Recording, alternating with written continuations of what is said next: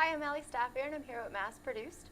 And today we're visiting Blue Hill Brewery and we're about to meet the brewmaster. Hi, my name's Andris. Nice to meet you, Andris. Good to meet you too. Glad to be here. Could you tell us a little bit about the history of the brewery?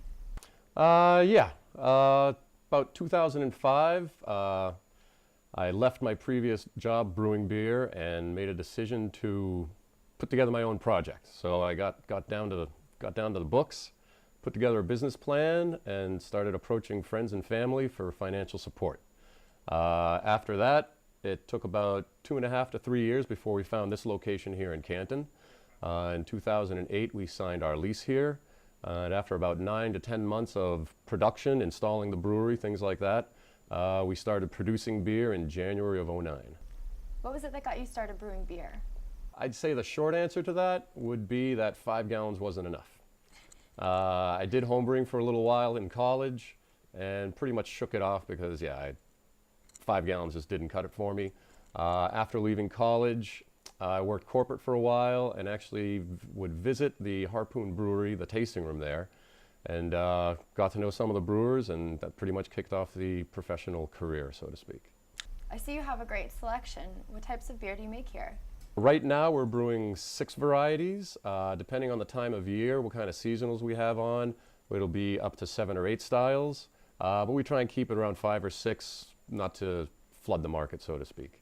Our 3 best sellers right now are the IPA, which is basically our flagship, which I brew every 10 days. The Black Hops, which is slowly catching up to the IPA, which I brew every 2 weeks. And then actually our winter wheat beer, which is our Dunkelweiss, is very popular, and I'm brewing that about every 12 to 14 days as well.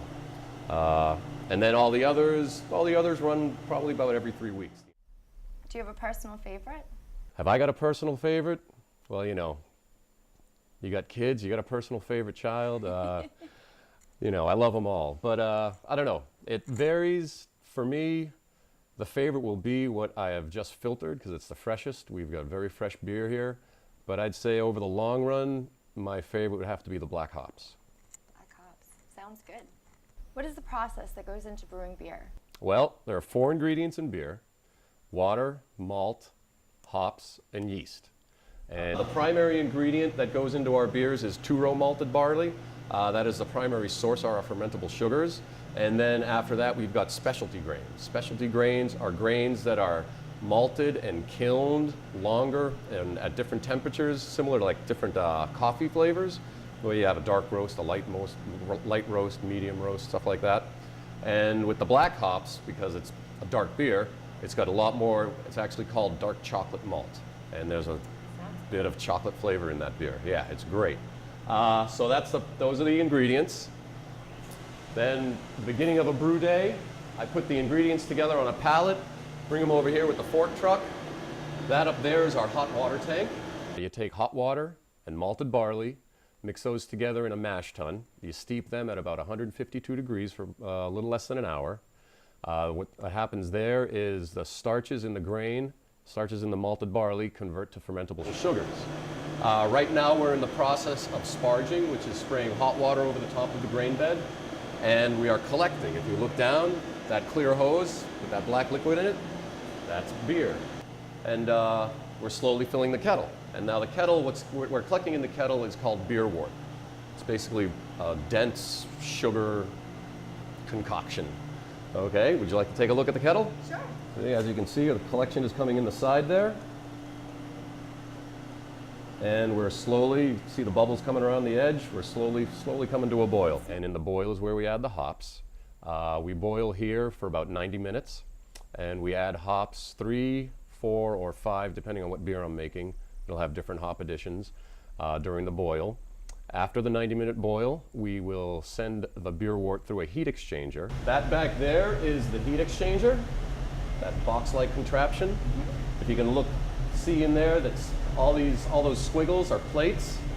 So basically what happens is the hot beer wort goes in one side, like I mentioned, cold water goes in the other, but every other plate is hot beer wort, every other plate is cold water, so they never touch. They exchange the heat to drop it from 212 degrees, which is boiling, to about 70 degrees, which is fermentation temperature, excuse me.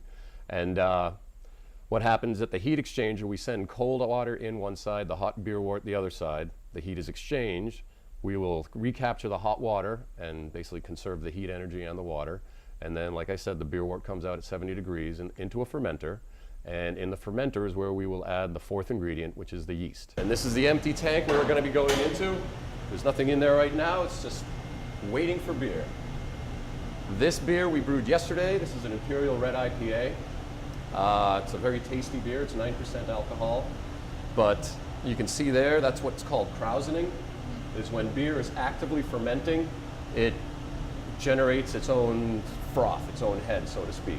And actually, basically, it's just, right now, it's bubbling so hard that it's actually coming over the top. It's basically a blow-off tube.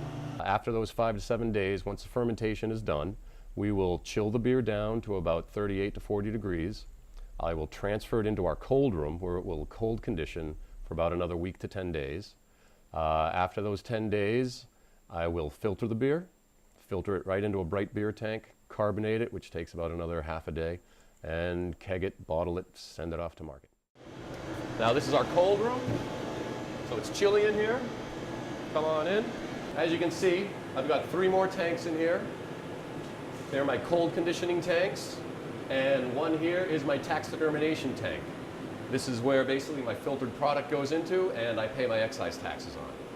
Where, yeah, Uncle Sam wants it that way. So right now, that tank is full of our IPA, and this tank is full of our Dunkelweiss. So, like I mentioned, next week when I want to brew again, I will be filtering the IPA out into the tax tank. I will be transferring the Imperial back here, and that way when I have to brew again, I'll have an empty tank out there for me, waiting. And then what you see around you is... Cases of beer. Excellent. Finished product. Cases, kegs, everything you want. I've got sales samples over there for our sales team. So we basically make sure we got everything in stock so the truck can go out every morning and he's good to go.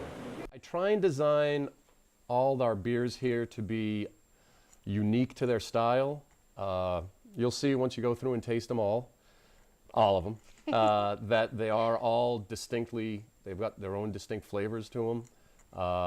Like many breweries they'll either use very similar hops in every beer, and they'll all have a certain character or flavor trait going through them all.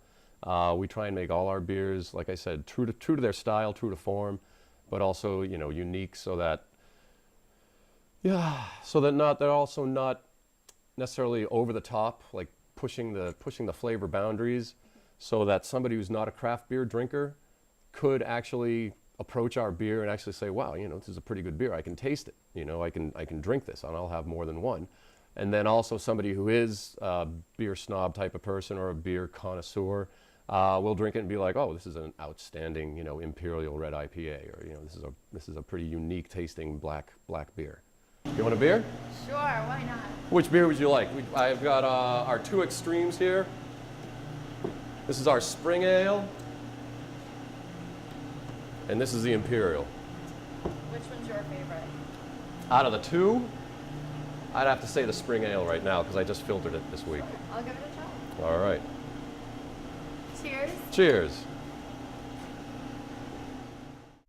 I see you guys are on Facebook. Do you happen to have some additional contact information? Yeah, we're on Facebook, like you said. There's our website, www.bluehillsbrewery.com. We are on Twitter as well, and what's that other one? Foursquare, I believe it is. And then you can always call. There's the beer hotline, 821-BEER. It's a great hotline. Do you have normal business hours where people can stop in for tours or? Yes, we have normal tour hours are Fridays and Saturdays. Fridays, I believe, are 3:30 to 6:30, and Saturdays are 2 to 6. And we are allowed, mass law allows us to sell our product out the door. So if people know what they want, they're welcome to come in anytime during normal business hours and purchase their product. But other than that, if they want to come in and taste and take a tour, those are Fridays and Saturdays.